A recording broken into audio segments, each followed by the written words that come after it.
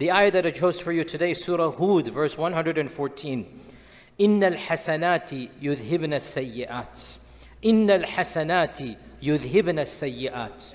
Good deeds eliminate bad deeds.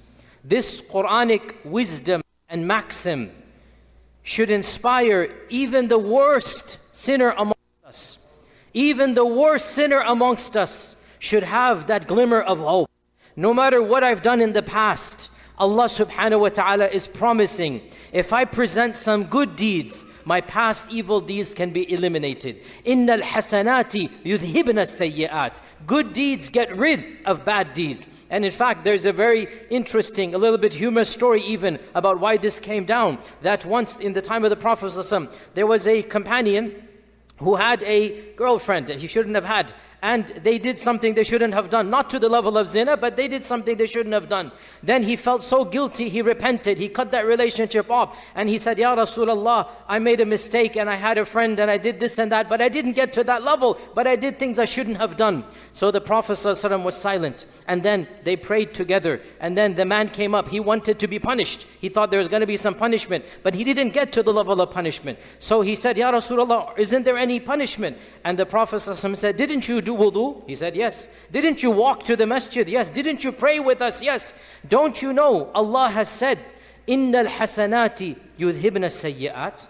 Doing good deeds eliminates bad deeds. Meaning, you have repented. You've given up your haram relationship. You clearly want to be a better person. You've done wudu. You've walked to the masjid. You've prayed with us. Allah has forgiven you. The man was so happy. He jumped up. He said, Ya Rasulullah, is this ayah only for me or is it for everybody?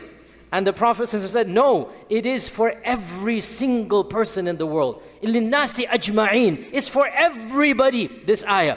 And subhanAllah, this is a glimmer of hope. No matter how bad your past, no matter how many are your sins, Allah wants you to come forward and do some good deeds so that He can use those good deeds to eliminate bad deeds. And that's why we are encouraged in the Quran and Sunnah to have a continuity of good deeds. Our Prophet ﷺ said, whoever prays the 5 prayers, it shall forgive all of the minor sins in between. In one hadith, he said once to the Sahaba, he said, what would you feel about somebody who takes 5 baths a day? Would there be a speck of dust on him?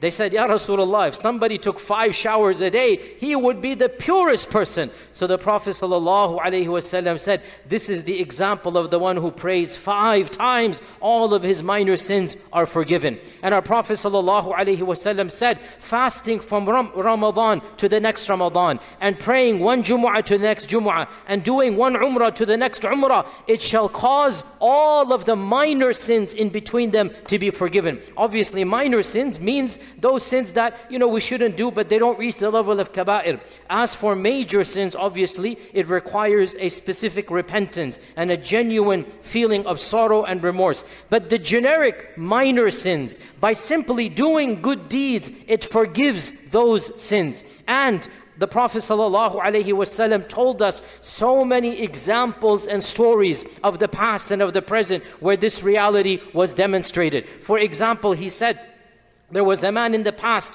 whose whole lifestyle was evil, and he had hurt people, he had killed people, and he kept on doing sin and evil until finally one day he wanted to repent, and he decided to leave his evil land and go to another land where there was pious people. He was living amongst mobsters and evil people. He decided to walk away and go somewhere else, but he didn't reach the town, and he died in the middle.